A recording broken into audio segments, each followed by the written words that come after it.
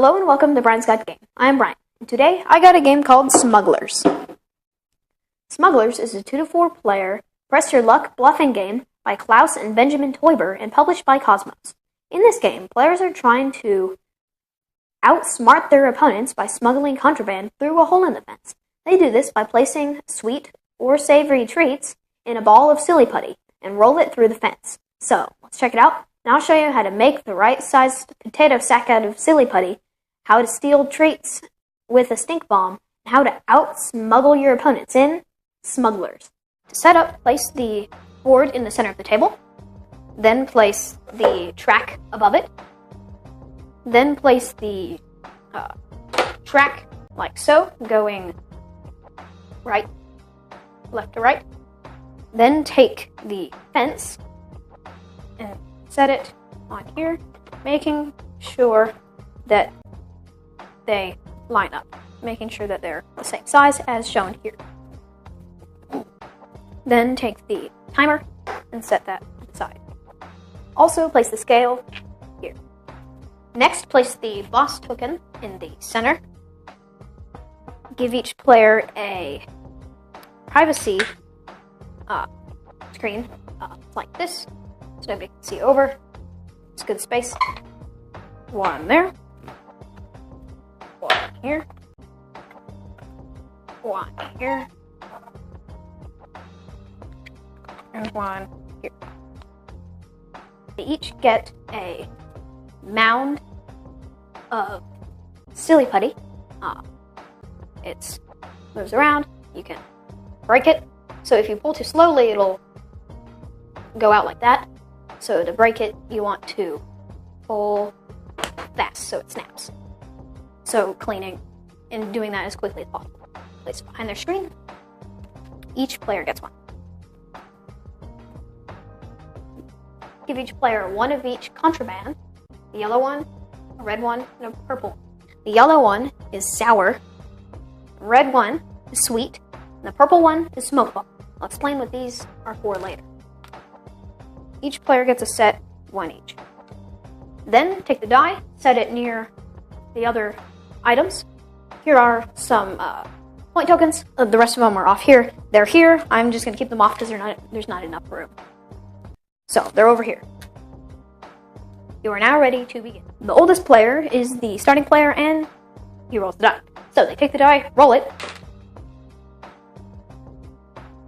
and then moves the boss the number as shown on the die. Now, this number is red. There's also another red, and then there's black ones. So, the red one means they make the balls without knowing how big or small they need to be to make it through. Now, if they had rolled a black number, they would just move it, 1, 2, 3, 4, and then they'd know approximately how big they would need to make the ball, how small to get through the hole. After they move the boss, accordingly, one player flips over the timer, and then the players have approximately 40 seconds to take their pile of silly putty, break it into the size they think is needed, and then hide contraband in there. Now, at the beginning of the game, it doesn't really matter which color contraband you use as long as it's not purple. Or you could if you wanted to. So, you hide it in here, and then you roll it. You can add or subtract as long as the timer is still going. You can't put it on the circle or try it. It's against the rules. So, after the timer has run out, you cannot add or subtract any silly putty from it. Now, you can continue rolling it to make it as circular as possible. Okay, the timer is now up, and it is now time to test these tries at making it through the fence. So, starting at the player who rolled the die, they roll it, and then roll it down the track. Didn't fit, so they get to try again, but after everybody else goes. Now, this player, they make it look nice, roll it through. It doesn't go, so they wait till next time. This player, they make it nice and roll it through. They made it through, so they stick it on one of the chairs. Now, the next player rolls it, and it makes it through, puts it on one of the other chairs. Now, the barrels over here, the chairs, and these stools are evenly placed, so they won't touch and mix colors. Now this player rolls for the second try, and it doesn't make it. It's too big, so it goes on one of the barrels. This player rolls it as nice as they can, make it nice, and roll it through, and it made it through. So stick it on the other chair. Now we do the rankings. So you take 2 of the balls and stick them on either sides of the scale. This one's heavier, so this one isn't. So this one goes to second, and this one goes first. Now you test these 2. This one here, this one here. This one's still heavier. So now you have to test these ones, and this one is heavier. So this one was not good enough, so it goes to the dungeon, and that one goes to second place. Okay, now time for inspection. So the player in the first area chooses one of the players in the dungeon, and guesses what they have. So they're going to guess this player and guess sweet. That is the orange one. So they open it up, the red one. They open it up, and it's not. Now, if they guessed wrong, like in this instance, the player who was inspected gets what they wanted. So they get that. Now, if it was a red and the inspector guessed it right, they get the one they guessed that was correct. If they guessed stink bomb and they did have a stink bomb, then this player would get the stink bomb, and they get to use it later. And if this player guesses one of the sweet or sour contrabands and they had a stink bomb, then this player would steal from theirs. So they guessed incorrectly, so this player gets their putty, their contraband, and their prize. So their putty goes back with the rest of it, their contraband goes back here, and then they get this in front of their screen.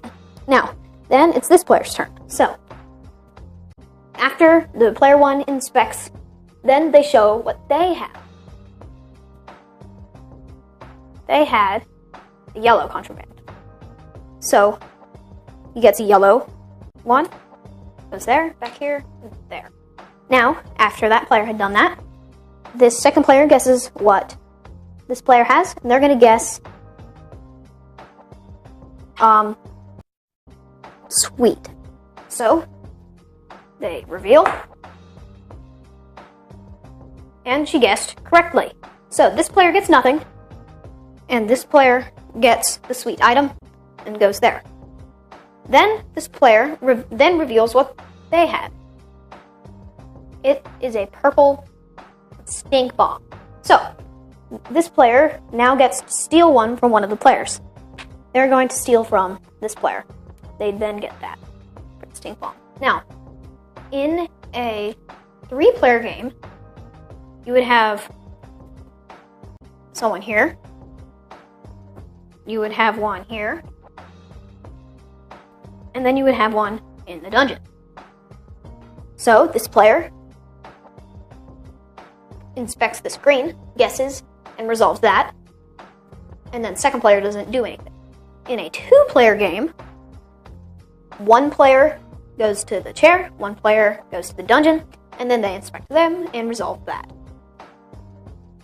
Then, after that round is done, player turn moves clockwise, they roll, move the boss, or not move the boss in this case, and keep playing until one player has 7 of one kind of contraband, or 5 of both contrabands.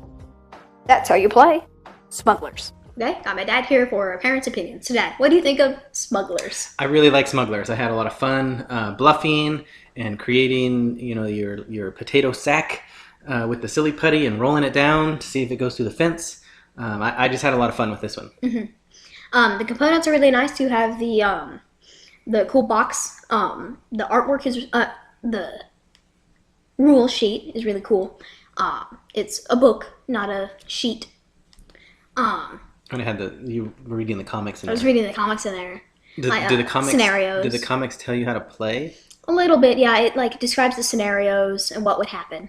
Okay, so that's cool because then the kids could teach the parents how to play. Mm-hmm. You have the cool boards the privacy boards. Yep, the privacy screen. The really, really cool silly putty. Now, it bounces, and if it lands in does. carpet, it could get dirty. Yeah, so that's the one complaint that I've heard about Smugglers is, how long is a silly putty going to last? And you could just it go also to stretches. It stretches So you really got to pull it fast. to get it to break. Yeah, so... And if it lands in somewhere dirty, you got dirty silly putty. Yeah, or if they touch. Or if they touch, you got different mixed colors. Mixes. But, I mean, at the end of the day, that's not a big deal. You can go down the store and get some more silly putty. Yeah. I don't know if Play-Doh would work.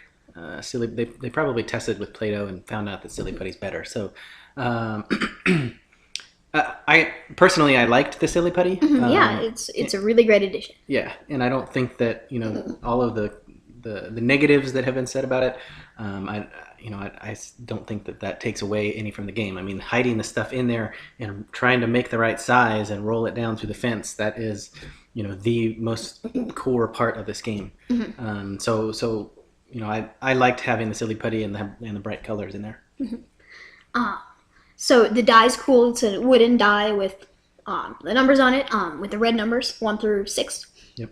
And then you have the the cardboard pieces with the sweet and sour contrabands on them. Yep. And then you have the scale. And then you have the awesome contraband gems. That they're gems like found in other games. They fit in the silly putty. It doesn't stick to it. It's a great. Yep. All in all, I think the components in this one are spot on. I think they did a good job. And another thing about the silly putty, it sticks to rubber. It does. If you have a silicone ring, be sure you take it off before you play Smugglers. The artwork is really nice. So you have the artwork, the unique artwork on the contrabands. You have the privacy boards. Well, yeah. So the privacy board art is cool. The actual board has some art because you're in the office trying to impress the boss. And then the box has really good artwork on it. But I really like the unique artwork on the sweet and the savory tokens because the kids really get into collecting one of each, or they want to collect all of one kind. So they get all of the chocolate bars or all of the lollipops. Or the donuts or the apples or the pickles. Yeah. Yeah, so that's really cool that they went ahead and did unique artwork for all of them instead of just using the same icon. It has some strategy. Do I want to go with a little ball every time, play it safe? But that strategy will only work in a 3-player game. But you could get the person could guess if you want to have the biggest one so that you can be the person inspecting, right? But you also want to be able to make it through. Yeah. So how much silly putty am I going to use? How much am I not going to use? And I like the cases where you roll a red die, so then you don't know which side you're going in that round. And then if you roll again, clarification, if it lands on a red number, you don't roll again. That's the number. You just go the number. So if you roll a 5 for the first time, and then you make your balls, and then you roll it, and then if it's a 6, then you move 6. You don't roll again. And then the bluffing. The bluffing element, like which one are you going to use? The smoke bomb, you only get to use that once. And then to win, you get 7 sweet, 7 savory, or 5 of each. So there's some strategy as to which one you're going to put in there. So there's a fair amount of strategy, but I think it's still light and easy enough that grade school kids could still get into this one. Yeah. And then if you had older kids, high school age, I think it could be more take that. Yeah, it could get a little more cutthroat there. It's easy for kids, like you said. You could get down really low with this game because it has a light theme. You're making balls of silly putty, rolling them down a track. Overall, this is a really great game. Nice components, great artwork. There's a strategy, and it's easy for kids. 2 thumbs up. Yeah, we love Smugglers. This one's going to stay on our shelf. It's a lot of fun. Great family game, just to get everybody involved, and it's just a lot of fun to laugh and to try to see what you're going to smuggle and to see who can make the contraband roll through the fence. So overall, this is a great family style game. Smugglers by Cosmos. Thank you for watching Brian's Got Game. Please like us on our Facebook page. Send us a tweet at Brian's Got Game. Subscribe to our YouTube channel. I'm Brian. This is my dad. See you next time.